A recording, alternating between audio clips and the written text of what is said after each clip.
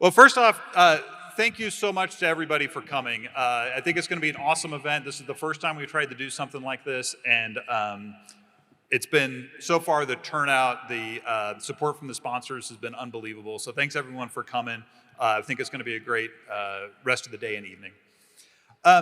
So I must have gotten asked the question 1,000 times over the last 2 months, why on earth are we doing this? And I think as we were pulling together this panel, Dan came up with the title of the panel, and I think it succinctly describes what I'm hoping to accomplish, is head held high. We know our industry is under a lot of pressure, and we'll talk more about that throughout the day. That's not the only thing we're going to talk about. But in my view, it's important that everybody who's in the industry, the participants, the companies, we understand, we appreciate what we do for the world, and we walk with our heads held high. So with that, I'll turn it over to the panel to kick things off. I'd like to introduce Dan Pickering. Dan is going to be the moderator of this event. Dan is the founder and chief investment officer of Pickering Energy Partners. Pickering Energy Partners is a firm with 60 folks in Houston, specializing in the energy industry. They've got a couple of different businesses, from investments to consulting to research. What I know Dan best for is Dan was also the founder of a boutique energy firm, Tudor Pickering Holt. He likes, Pickering is a nice name that rolls off the tongue. It's very memorable, so you don't. But Tudor Pickering Holt is an industry leader in investment banking and research. And for years, Dan put out the best morning note that was a must read every single morning, informative and enjoyable. So I think Dan is going to do a great job moderating the panel. And I really appreciate all the panelists taking time out of their day to come down here and join us for it. So with that, I'll turn it over to Dan and let him get things kicked off. Thank you, Adam. Really enjoyed being here, and I think all of us have to feel very excited. This is the closest we'll ever be to being rock stars, literally on a stage that's going to be performed on later tonight. So I'm happy to be here in the Tall City, and I want to welcome our panelists. I'm going to give you names and companies, and they're going to give you a little bit of their background before we jump in. We're going to spend about 45, 50 minutes or so kind of digging into how we see the oil and gas business playing out, what the macro environment is, what the micro environment is, what it means for the Permian. And so I'm pleased to have with me today, from my left, your right, next to me, Matt Wilkes of ProFrac and Wilkes Brothers, Shad Frazier of Endeavor, and Kees Van Hoff of Diamondback Energy.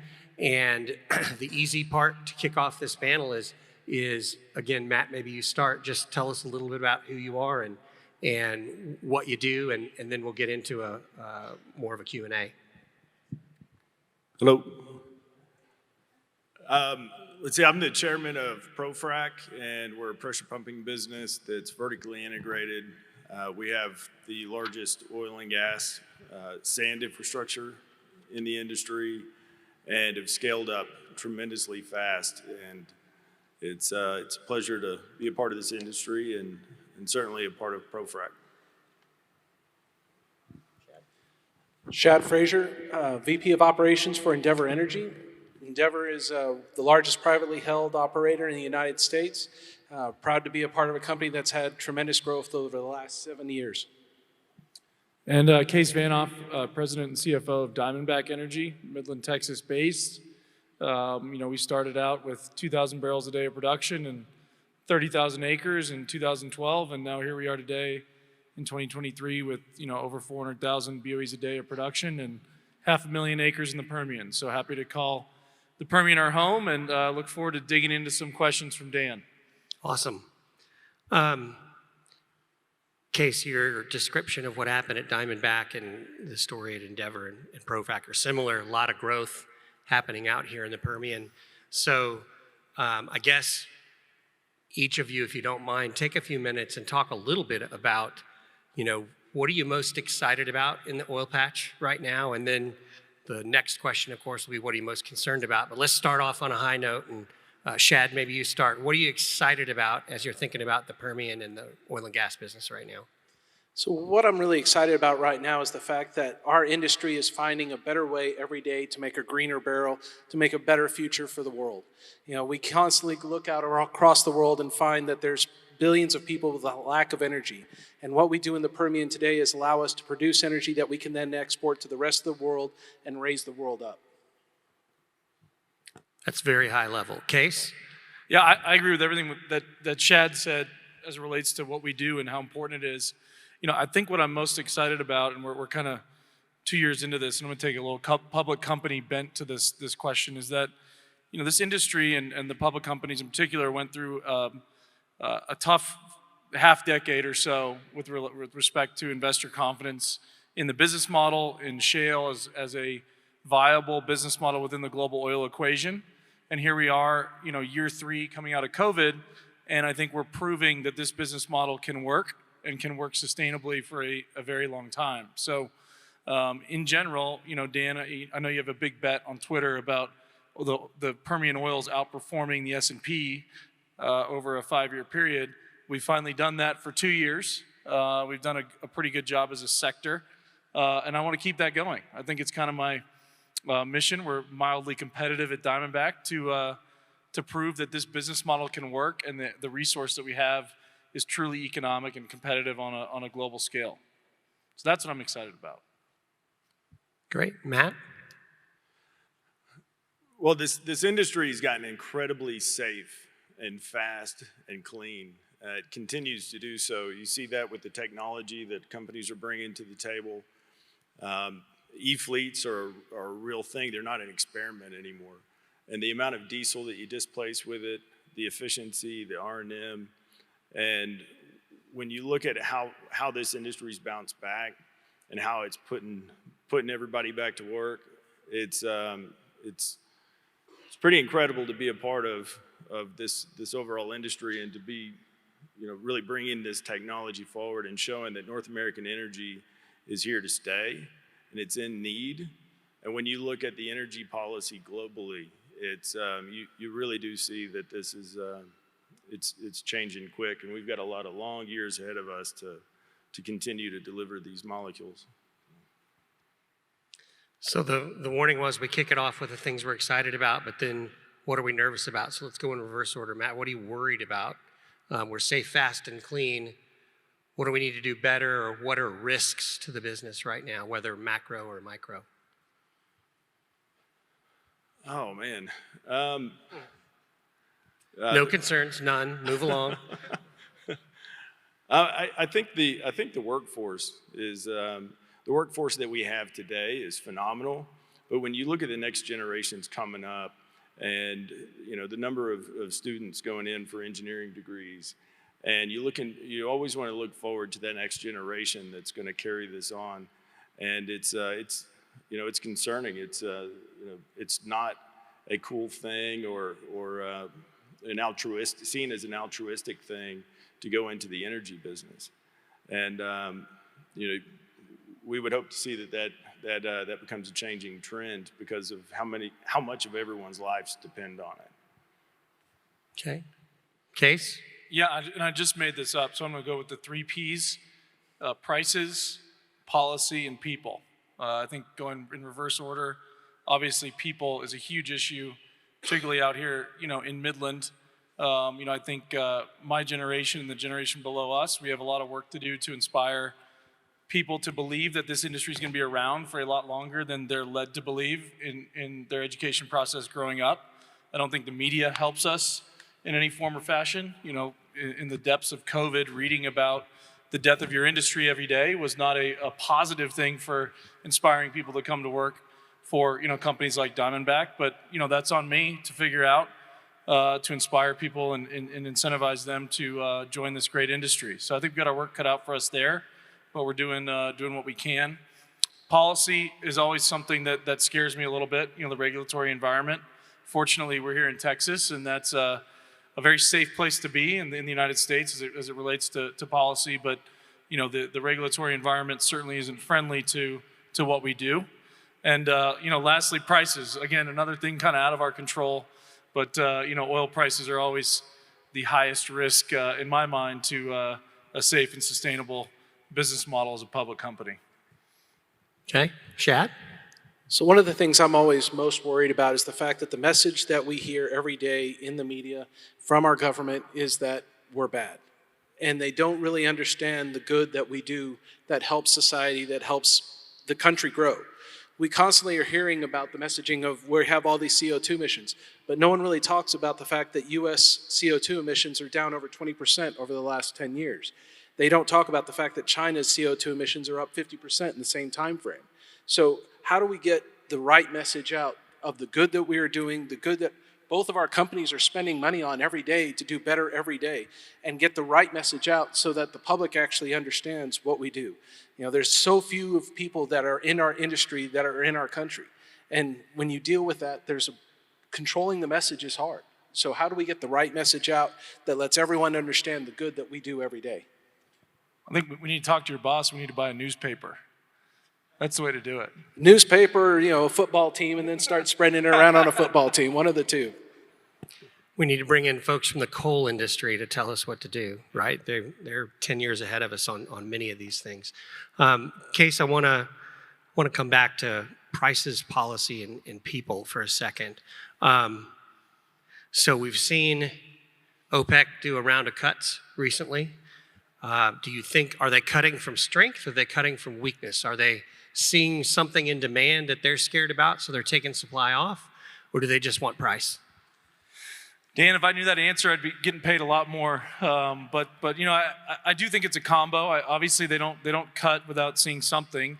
But I also think they understand that the new shale business model is not unlimited growth. So if shale is not a long-term threat to market share for OPEC, they can feel comfortable that they can cut production. You know, I think they've finally seen that we are not spending all our dollars drilling, and we're instead of returning cash to shareholders. I think I've heard they actually do pay attention to our rig counts, and they do know what we're doing. And so, in general, that means an environment where we hopefully have, I like to say, higher lows in mid-cycle pricing, and that means a safer model for us.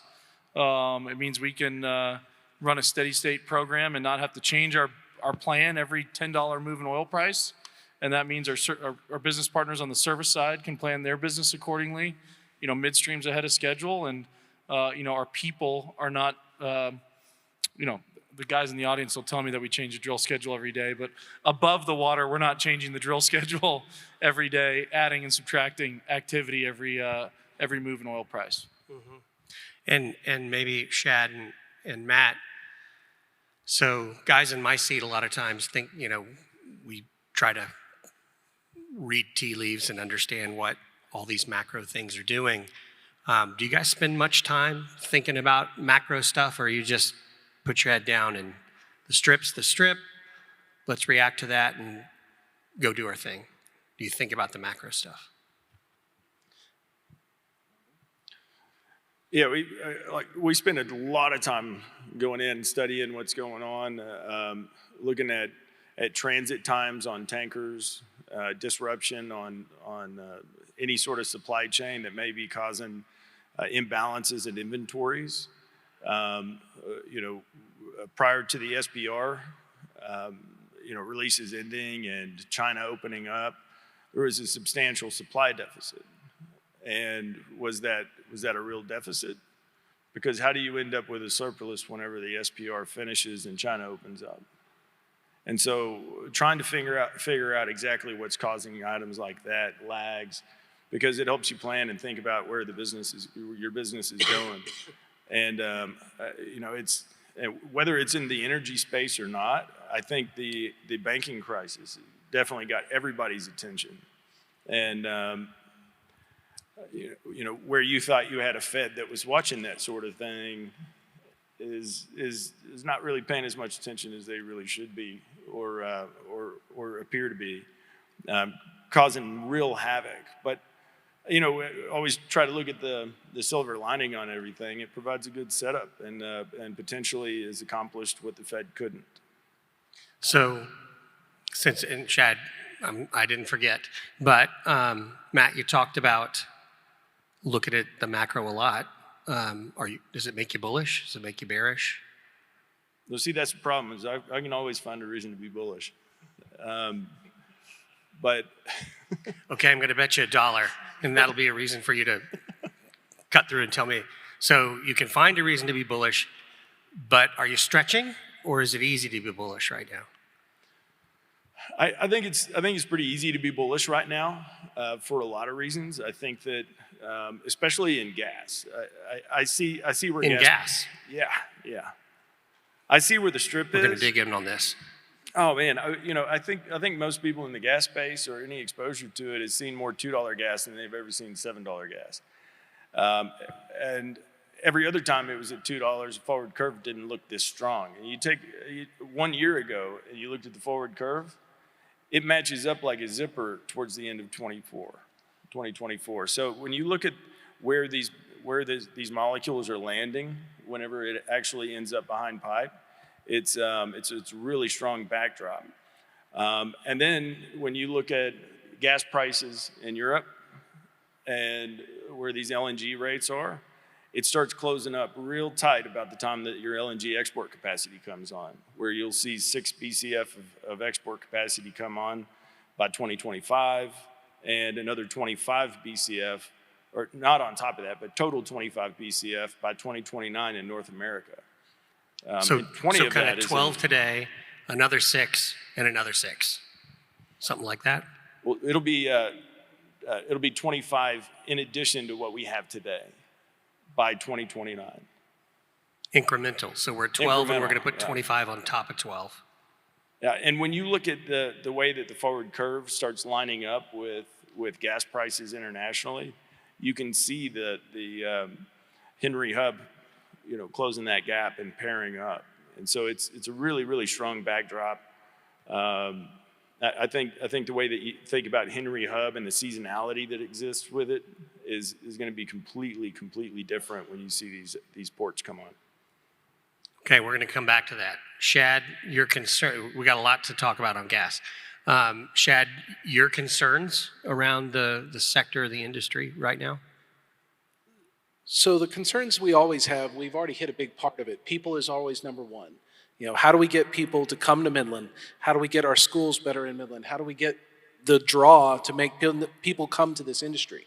We get to a point that right now we're finding out that we are the biggest draw of any industry right now because we have the jobs, we have the people, good conversations with the fact that we can put a person coming out of high school to work making $50,000 a year that has a road to be making $100,000 a year in 5-6 years after that with a good record. So how do we get and draw the people in? Mm-hmm.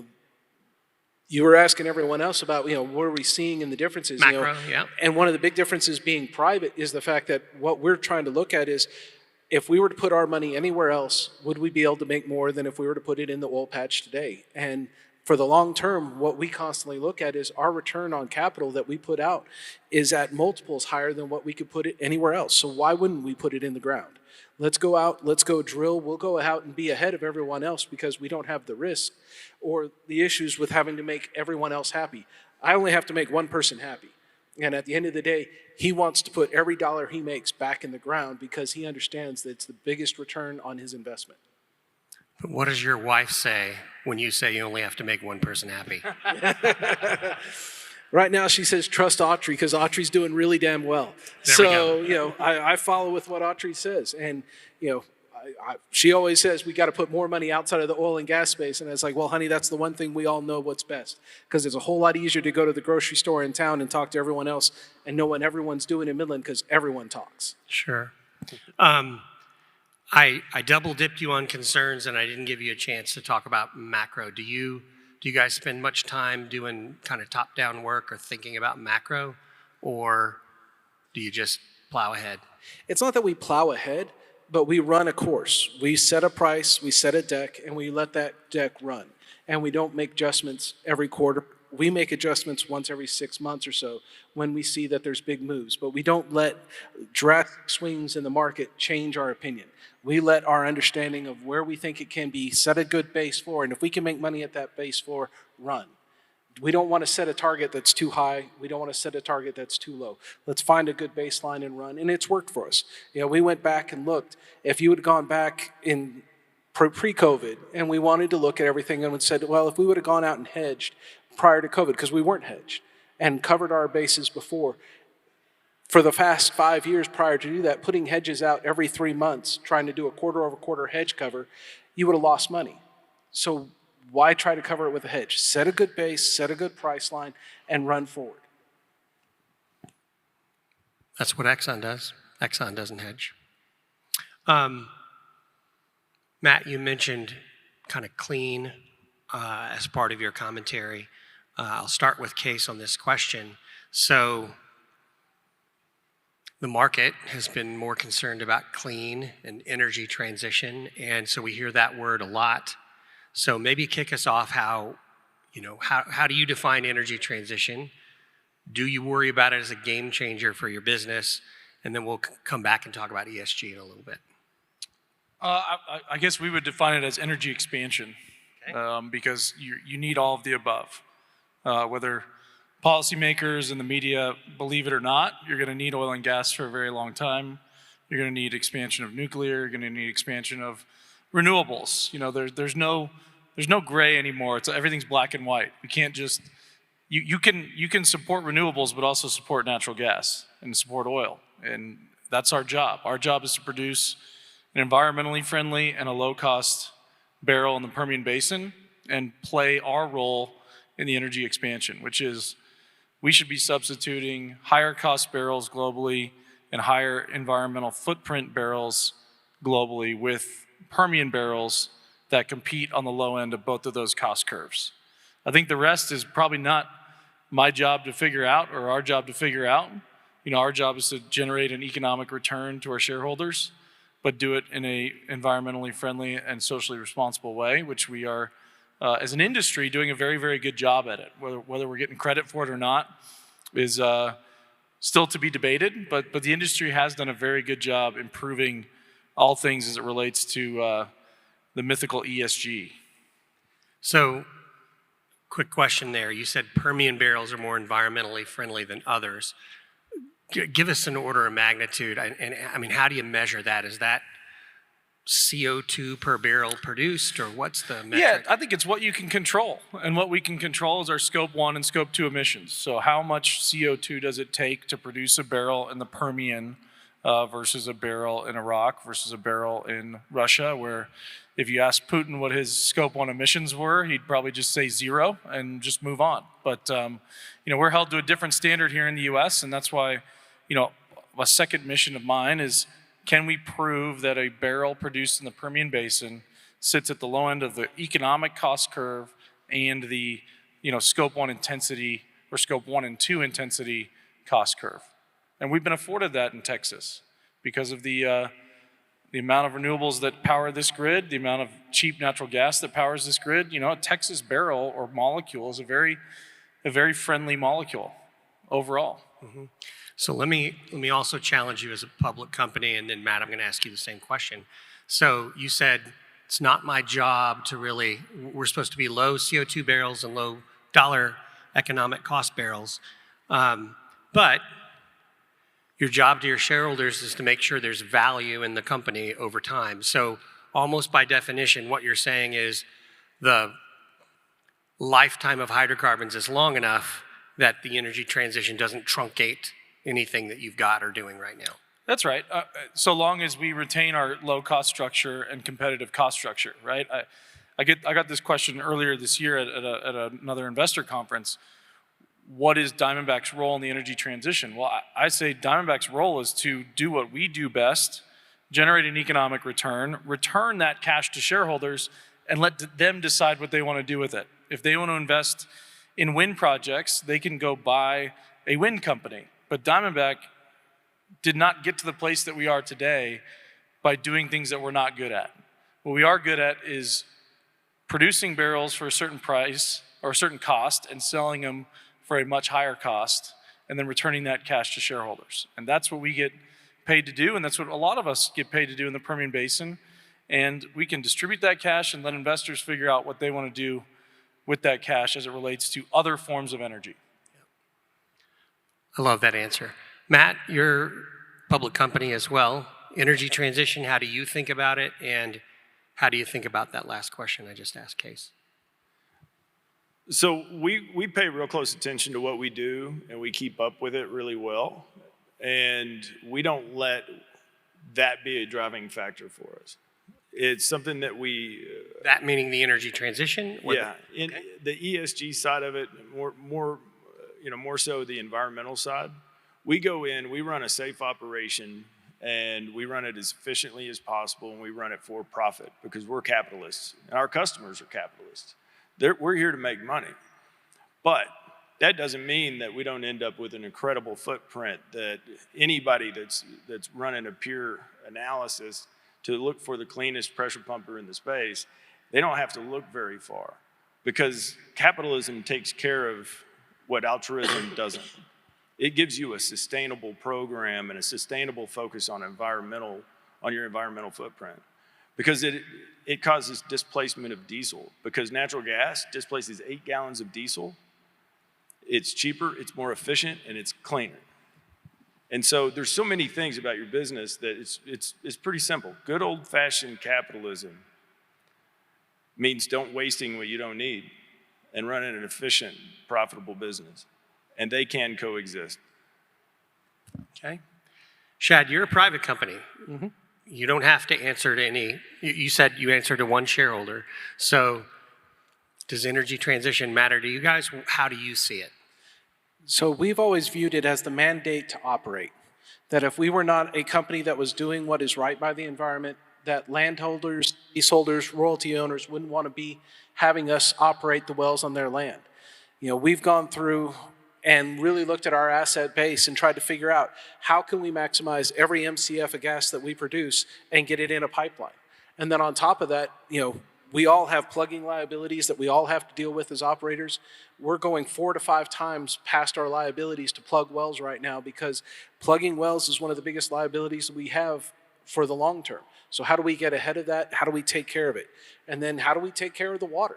Because every landowner has a water as a big piece of their action. So they're trying to sell the water to us for frack.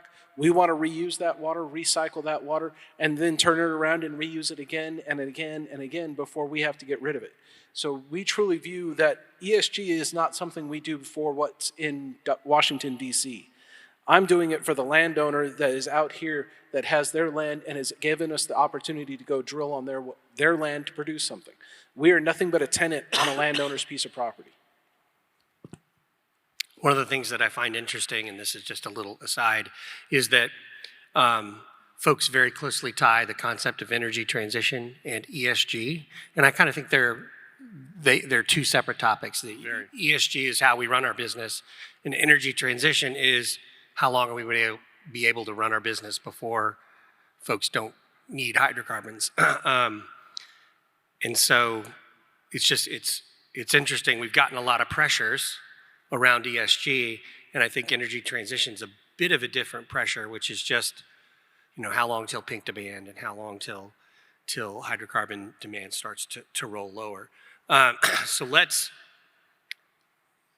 ask one more question on this topic, and then we'll go to something else. So on the ESG front, I know you've all spent money doing things around ESG. What's the best money you've spent on ESG? By whatever metric you want to define best. I think Matt's point is the best point. And anything that makes economic sense and environmental sense moves to the top of the list. And so we've done a lot of that as a group and as a sector to reduce our environmental footprint, but also make money for our shareholders, right? E-Fleet, I think, is the perfect example of that.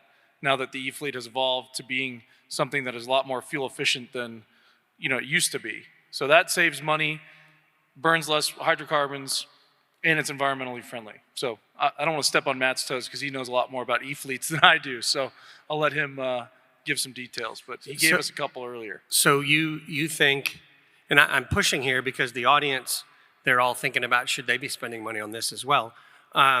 So E-Fleets, using E-Fleets at Diamondback is a better use of an incremental dollar than pneumatics, for instance, or? I think so. Yeah, I mean, you know, certainly the pneumatic shift from taking methane out of the air and moving methane pneumatics to air was necessary, but it had a lower economic return than some of the things like an E-Fleet or electrifying all of our production, right? Getting rid of generation in field and moving it to the grid, kind of moving scope 1 emissions to scope 2, but the Texas grid is a very environmentally friendly grid. So I don't want to step on what these guys have to say, but I would say the methane piece is a lower return on capital, but a necessary thing that we had to do as a sector to clean up our act.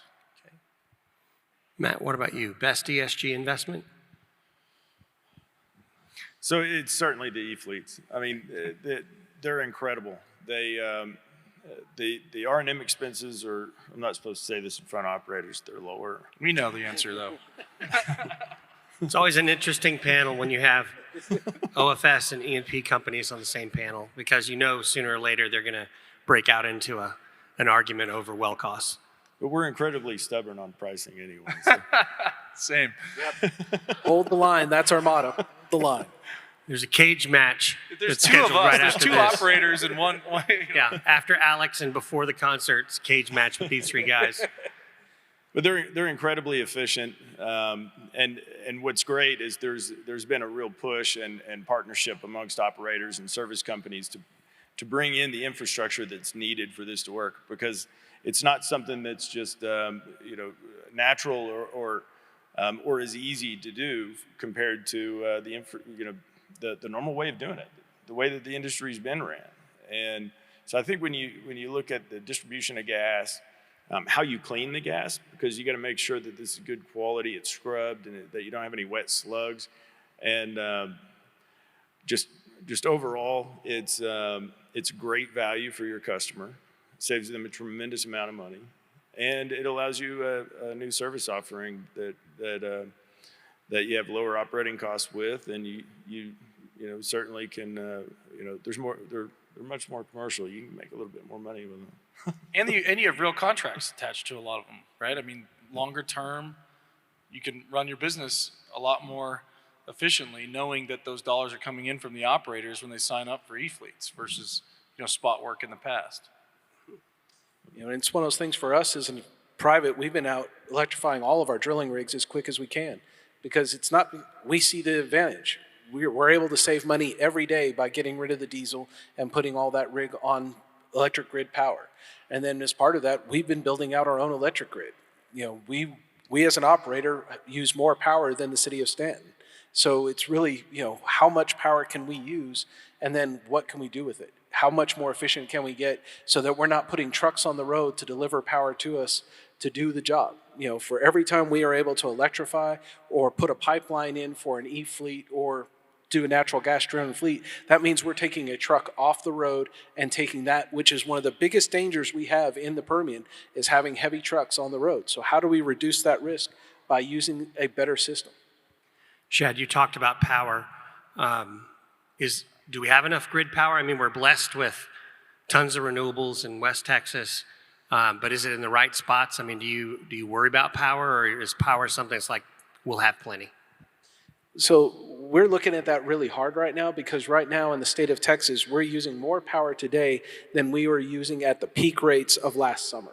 So it's really starting to get us nervous on the fact that the state of Texas overall needs to generate more power. It was great to see the state Senate pass more funding for more natural gas generation of power this week. It's something that we foresee as being a bigger issue, because all of us up here are trying to use more electricity. And the best thing for the environment is for us to use Scope 2 type generation. It is the cleanest power we can generate. So having it on the grid means it's better for all of us, and it's the cheapest source of power anywhere. So anything we can do to get that done is good for us. Does the Permian have enough connectivity? I mean, you kind of answered the question, Case. Do we have enough? There's probably enough connectivity, but we need more power to fuel that connectivity, right? I mean, in a lot of situations, we've built out our infield power generation. We're just waiting on Oncor or XYZ utility to get to us. So, Permian needs a lot more power. It's the interconnects. Interconnects, Yeah, yes. that's the big issue right now, is how do we get the state government to give more power to Oncor so that they can do work more timely? Because all of us are waiting on interconnects on dropping PME drops for power. So basically getting the power to a location to where we can use it. And that is a huge obstacle right now. It can be 2-year lead time on some of those, getting those electrical drops. So does anybody in the audience work for Encore? Only partially a funny They were question. supposed to come in tomorrow with a bunch of the executives, and all of a sudden they've turned around and not come Yeah, back. there you go. There, you're ready. Shift gears a little bit. One of the things we hear a lot about in financial circles is a discussion of inventory. How many wells do companies have, and is it more than they say that? Are people sandbagging, or is it actually less than people are talking about? So, one shareholder, Shad, tell us about inventory. Do you think the Permian has as much inventory as the market believes, or less? That's always going to be a tough question. And it's a good question because we all have acreage. And really the test is going to be how many benches, how wide, how tight a spacing can we go? Because it's not uniform anywhere in the basin. We go to some places and there's 1 to 2 benches. We go to other places, in town, just across the street, it's 6 benches deep. So if you go 6 benches deep, 3 wells per half mile, there's a lot of inventory. You go other places, it's 1 bench, 2 wells, per half mile. It's a different case. But I think there's still plenty of inventory. The question's going to be how much impact is the current existing well base going to have on future wells that are drilled? And how are we going to manage that situation? So that's a wellbore communication parent-child well issue? It's a parent-child issue, and it's also just a development strategy issue. How are you going about your business? When the frac fleet comes in, how much water are you pushing in? Where does it go? How do you deal with that water when it's right adjacent to your well? So, those are issues that every operator is having to deal with. And the good thing is every operator that's in the basin gets together and talks about, hey, you're going to be offsetting me in a month. I need to know about that. When's your frac starting so I can take care of my vertical wells so that we don't have an environmental issue. So the great thing about it is we've all figured out how to communicate better.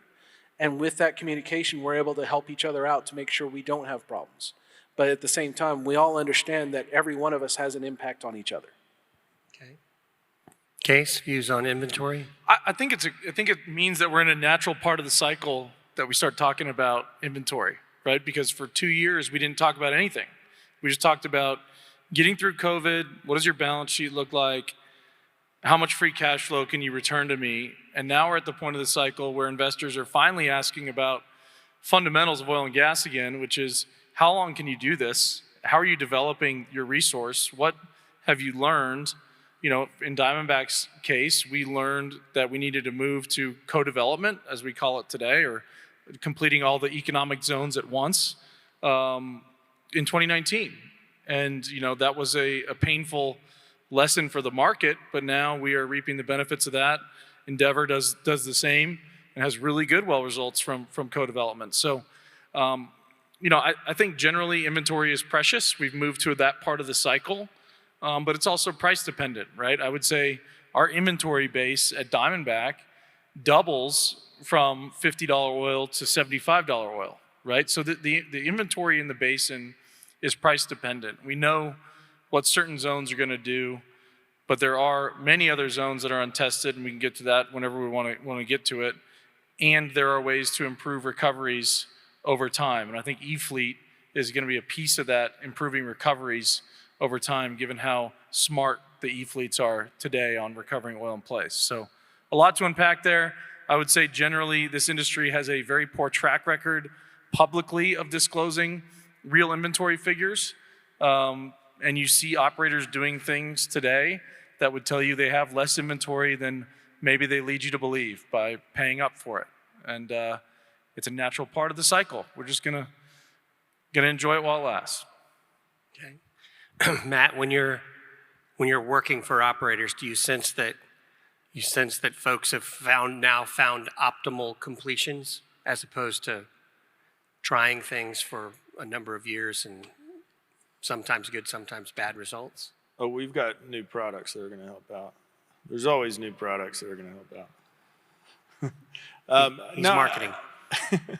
No, I think that one thing that this industry doesn't stop doing is innovating, and I think that it's exciting to see how many amazing developments have come along because of mistakes.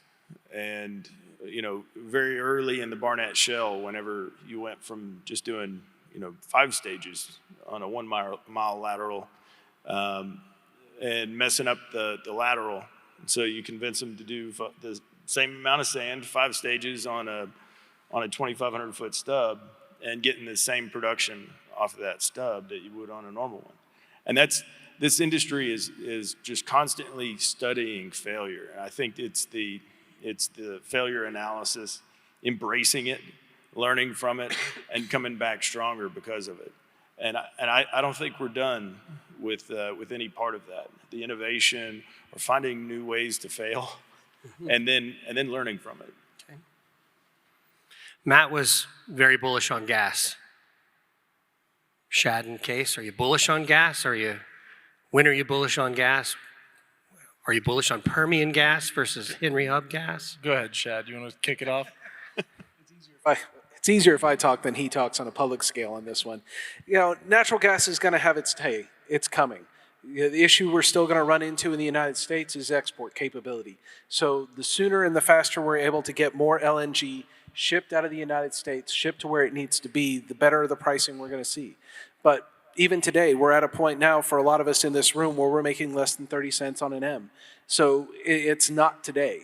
We're going to see prices that are going to be subdued. They're going to be constrained because of takeaway, because of capability of moving that gas somewhere where it needs to be. So until that's been resolved, we're not going to see a bullish case. But like he's saying, you get out past 2024, there's going to be a case for seeing natural gas move. It is the cleanest energy source that we can find in the world right now that is a fossil fuel. So how do we use that fossil fuel directly? How do we make it work for everybody that right now is having to use a campfire with wood? How do we get that natural gas where it needs to be to generate power for those people so they can have a better life? Do we need more takeaway out of the Permian, and do we see it coming? Always. We always need more takeaway out of the Permian. Are you spending money on it, committing to it, or you just want somebody else to build it? And Well, in the past, I used to say, hey, we'll just let somebody else build it and it'll figure itself out. Now, unfortunately, or fortunately, we're of a size and scale where we can sign long-term contracts now to make sure that gas moves out of the basin. I think the one thing we always beat on the type curve is the gas production. And the gas production continues to surprise the upside in the Permian. So, we do need to be able to get it to bigger markets. And that means LNG, and that means I would be bullish long-term gas, which I think Matt is bullish long-term gas, maybe bearish. I'm bearish short-term on a relative basis, but there's a lot of gas, and a lot of gas that's going to need to go around the world coming from the Permian. So capital discipline, you mentioned it. Case, you said you were excited about it. The fact that the business model is seeming to take hold. So I want to kind of press the panel on, do we think capital discipline, oil went to 100 and nobody changed. What happens when oil goes to 100 next time?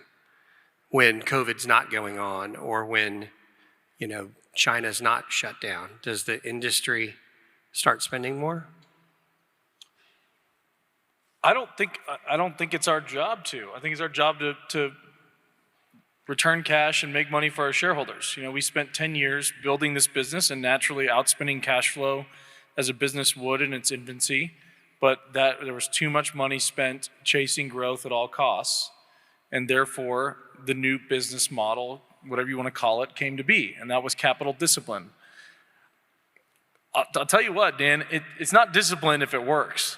It's discipline when things, are not working for you, but it's the right long-term decision. So capital discipline is harder at $100 oil when your stock's not up than it is when, now oil's at 80 and stocks are up still on a year-over-year basis. I mean, that's showing that the business model is working. So at the end of the day, we report to our shareholders, whoever they may be, and our shareholders seem to be happy with this new business model. And if crude falls and stocks fall, you just return cash differently. Instead of giving a dividend or variable dividend, you buy back shares. And so that flexibility, I think, is key. But that takes flexibility away from the teams who are now completing 20, 30, 40 well pads that don't have the ability to move 40 well pads at the bat of an eye. And so the safety of our break even versus current price means keep capital discipline because it's working. Okay. What about you, Shad? Really what he was just saying there, that is one of the big differences we see in the industry today. When we are in cube development mode where we're going out and we are drilling multi-well pads, and these multi-well pads are costing $200 million to go drill a single location. You put 3 rigs out there, you're out there for a better part of 7 to 9 months. Total amount of cash sunk into that site is huge. And then getting that return on that cash is important. So all of us are having to be more prudent with every dollar we spend, so that we get the return on investment. ROCE is the biggest thing, so return on capital employed. And every one of us is out here trying to find the biggest return on every dollar we put in the ground, and how do we make the most of it? And we're finding that all of us are doing a much better job of returning that dollar back, and then what we do with that dollar back is important. You're gonna see differences. You're going to see the Mewburns, you're going to see the Endeavors. We're putting more back into the ground because we get a better return for it putting in the ground. You're going to see Diamondbacks, you're going to see Pioneers where they're asked by their shareholders to return more back to their shareholders. And in so, they're getting rewarded for the fact that they're able to keep their stock price up and able to keep giving returns on that investment. So at the end of the day, it is about capital. And as we were talking about before, we're in a capitalist society. The biggest thing we can do in a capitalist society is keep returning money back to the shareholders so it can be reinvested and turned into more things. So for every dollar we make in the United States, it gets put in a bank, that gets turned into 10 more dollars that get reused somewhere else in another industry. So the best thing we can do is make money so that we can return it back to the America, turn the engine of America back on and really get it going stronger, get more manufacturing back in the United States, more construction, more industrial processes here, and grow the country. Matt, these guys are talking about capital discipline. That doesn't sound great if you're a OFS provider. So how have you adjusted to a world where that spends less aggressively than it has historically? Well, I'll disagree. It does sound good because I mean, while it's great for a short little while to see the discipline get thrown right out the window and everybody's drill baby drill, but what you want is a stable cycle and something that you can invest in long term, and where you can get compounding results over time instead of flashes in the pan.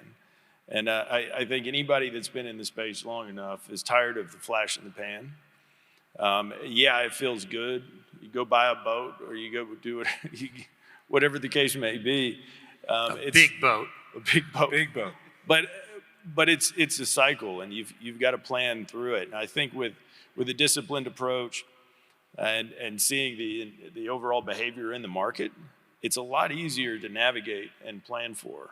And I think that the volatility that you see in the markets and the perception that you see in the markets, you just stay the course, look at your business, generate tremendous cash flow, and you look around to see where your peer class is, where the overall service space is at, and I think that there's a natural order that's developed. It's a really good thing seeing the discipline that exists out there. Yeah, I just to follow on that, I think it's actually very good for the service business because they know that we aren't going to drop 4 rigs if oil goes down $10 and therefore drop 2 frac crews immediately. Like oil went down $20 in Q1.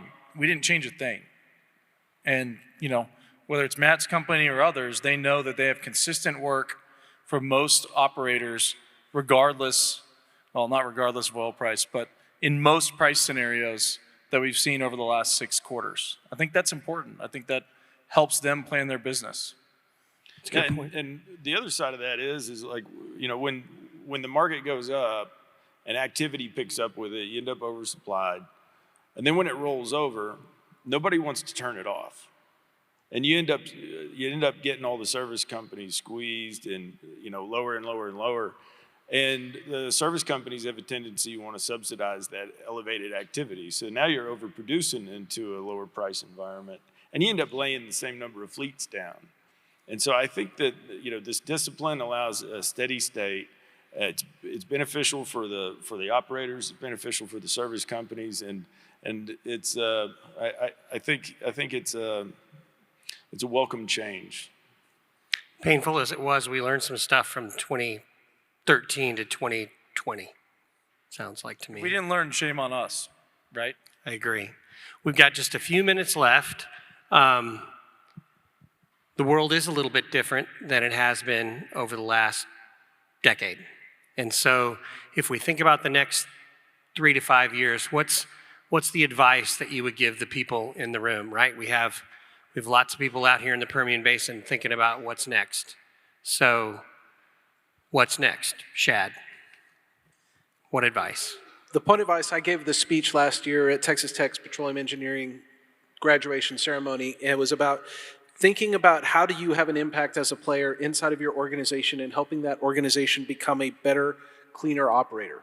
Because we're all out here trying to do that job. So my advice is if you're inside of your organization today trying to figure out what you can do, the best thing you could do is help figure out how to make that barrel that your company produces the cleanest barrel possible.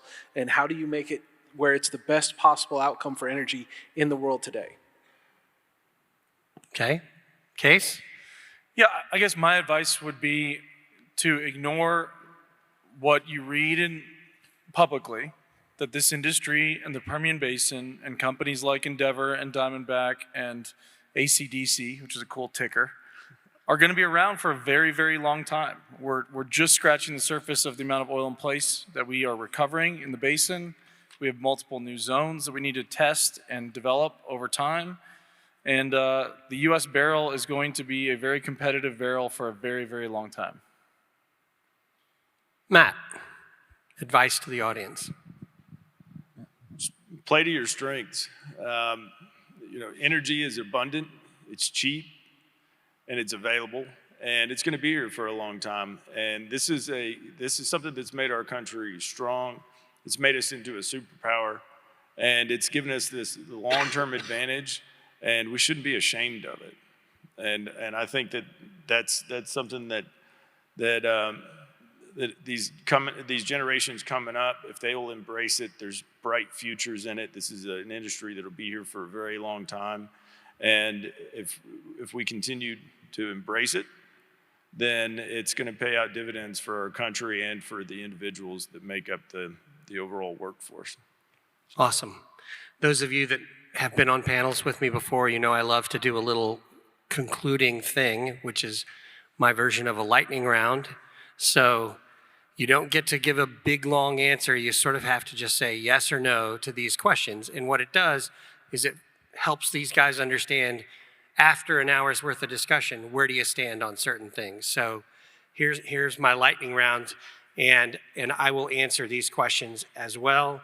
And we'll think about it in a year, and we'll send out an email to everybody that showed up and how good prognosticators we were. So, Matt, gas touches $3 an MCF in 2023. Yes or no? Yes. Case? No. Shad? No. I'm going to say no. Matt's a solo here. Shad, oil touches 100 in 2023. No. Yeah, baby.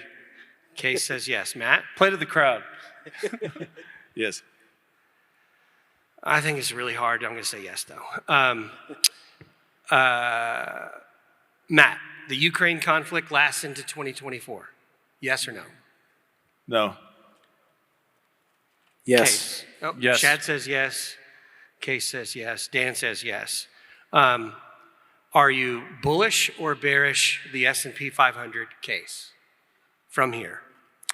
Bearish. Okay. Shad? Bear. Bear. I'm a bull. Just because the three of you, I'm taking the other side. Yeah, I'm nervous, but It doesn't help my $100 call. If Yeah. I'm bearish. yeah, exactly. Energy outperforms the S&P 500 in 2024, knowing that right now we're 700 basis points in the hole. In 23? I said 23, yeah. I meant Yes. 23. Case says yes. Matt? Yes. Shad? Yes. I'm a yes there too. Okay. 15 million barrels a day. U.S. production. We're at 12.3 right now. In the next 5 years, do we hit 15 million barrels per day in the US? Matt? No. Shad? No. Case? No.